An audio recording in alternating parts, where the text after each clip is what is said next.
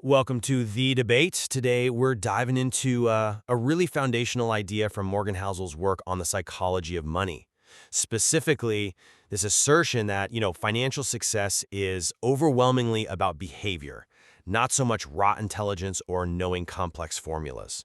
Right. And the central question we really need to wrestle with is, okay, how much of someone's financial outcome is truly down to their individual psychology and behavior versus, well, the external stuff, the economic realities, the societal structures they're embedded in?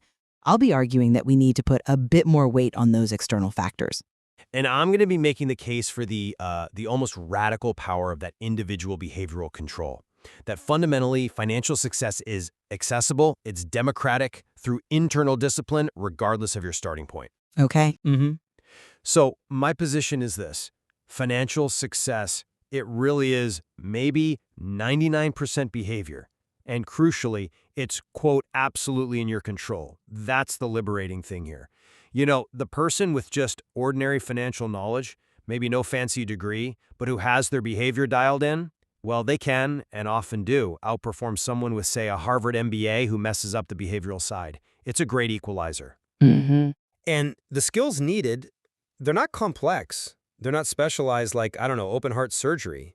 It's basically a kindergarten list, right? Patience, keeping your expectations reasonable, saving a little bit consistently, living slightly below your means. These are simple, universally accessible behaviors, and this path leads to the ultimate goal, which Housel calls the noble goal, independence, being wealthy, not just rich. And we see proof like the amazing story of Ronald Reed, the janitor. Saved patiently for, 70 years? Accumulated millions. It shows it can be done. Saving shouldn't feel like delayed pain. You have to reframe it. It's an automated expense, like rent, buying you independence and peace of mind today. Okay, look, that's a powerful case, and I absolutely don't disagree that those virtues, patience, saving, are effective, immensely effective. But my perspective is slightly different. We cannot separate these behavioral principles from the often really difficult economic and social world people live in. Yes, the skills themselves are simple, but putting them into practice, that's incredibly hard now, maybe harder than ever, precisely because of modern pressures. I mean, the source material itself points this out, right? Today, your comparison group isn't just the Joneses next door. It's being curated by, quote, the most sophisticated algorithm on Instagram, showing you lifestyles of people like Mr. Beast or just endless images of wealth. That makes keeping expectations in check, which you rightly highlight, exponentially harder. It feels this kind of relentless desire, this feeling of inadequacy. And then there's just the raw volatility of life. The book confirms the odds of hitting a major external shock, losing your job, a serious illness, divorce, a big recession, those odds are basically 100%. Everyone faces something. And those events demand a serious financial cushion. Purely behavioral tweaks, if you're starting from zero or deep in debt, well, they might not build that cushion fast enough. The external world still imposes these minimum requirements just to stay afloat, let alone get ahead. I understand that point about volatility. I do. But let me offer maybe a slightly different angle on why people resist the simple path. If we agree the basic arithmetic is straightforward, spend less than you earn, save the difference, be patient, and we know this works over time, then failing to follow it, maybe it isn't always about overwhelming external forces. Maybe it's closer to what Housel frames as a kind of ignorance, not stupidity, but a sort of a willful turning away from the proven path. I get wary when we entirely externalize the reasons for failure. This idea that the simple behaviors are just too hard. Sometimes, perhaps often, that's a convenient way to justify sticking with bad habits because, frankly, bad habits are easier. Nothing's easier than bad financial habits, right? Choosing to spend carelessly, racking up debt, buying stuff you don't need, that's an active choice that gives away future control.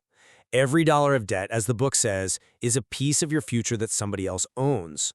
So if someone knows the simple formula, or could easily know it, then maybe the failure to act on it is fundamentally a behavioral choice, a choice not to get better. I'm sorry, but I find it hard to accept that we can boil down spending decisions purely to ignorance or just a choice not to get better. especially when, as you know, the source material itself spends so much time unpacking the powerful psychological drivers. You're kind of framing it like an arithmetic problem, but for many people, it feels more like an existential one. Housel himself admits, right, that overwhelming urge to acquire more. He says even he hasn't fully overcome it. We're bombarded constantly by incredibly sophisticated marketing, social media signals, all designed to make us feel like we're not enough, to push our expectations higher and higher. So how can someone realistically, consistently choose to make big sacrifices to live way below their means when the entire world is screaming at them that they're falling behind? The psychological burden there is immense. It's not really enough to just point to the Ronald Reeds. We have to acknowledge that for every one of him, there are probably thousands of others working just as hard who get caught in that social comparison trap. And that brings us right back to expectations and contentment, which I think is the most powerful internal lever we have. If you truly buy into that core behavioral definition, that all happiness is the gap between expectations and reality, then the biggest source of money misery, the thing that keeps people feeling broke even when they earn decent money, is that overwhelming sense of keeping up with other people. So the solution has to be internal. It has to be defined by the individual, not by Instagram or their neighbor. We have to consciously decide what financial success means to us. Maybe it's stable housing, enough cushion to weather storms, a dignified retirement, time with family. These goals, these are arguably within everybody's control at almost any income level if you define them reasonably. Think about Stephen Hawking's perspective. He said after his diagnosis at 21, his expectations were, so everything after that, he said, has been a bonus. Now, that's an extreme example, obviously, but it illustrates the profound power of managing the internal expectation, regardless of the external reality. That's a fascinating point about Hawking, but I'd frame it differently. Because achieving that kind of internal reset you're describing, well, it sounds simple, but it's monumentally difficult in practice for most people. We really have to question how feasible it is to just, wall yourself off from comparison in today's world. Our whole modern economy, in many ways, is built on making money the main, easily quantifiable score part for success. It's just much easier to say, my goal is $25 an hour, or I need $500,000 saved, than it is to measure something abstract like being a better dad or more fulfilled. Money gives you a clear number, a yardstick. Right. So let's focus on status. It isn't just some internal failing. It's constantly reinforced by everything around us, driving people to buy things, often to impress strangers. And this creates that deeply ingrained self-defeating loop. Remember the valet story in the book? It captures it perfectly. The guy buys the fancy car, hoping for admiration, but the valet, he's impressed by the car, not the driver. And the driver is too busy worrying about what other people think to actually enjoy the car. We're all kind of caught in this game, chasing status to impress people who aren't even paying attention because they're, quote, busy worrying about themselves. Breaking free from that social programming, that takes a continuous, frankly exhausting, psychological effort that goes way beyond just basic patience or simple math. But the very fact that the loop exists and that it is self-defeating, that just underlines why we need that radical behavioral clarity even more. The second you recognize that chasing status with money is, maybe it feels good for a second, but it's a terrible financial asset and a huge psychological liability, well, then you gain the upper hand. That clarity is why it's so vital to make that sharp distinction between being rich, having money, buying stuff, and being wealthy, which is about independence, freedom, control over your time.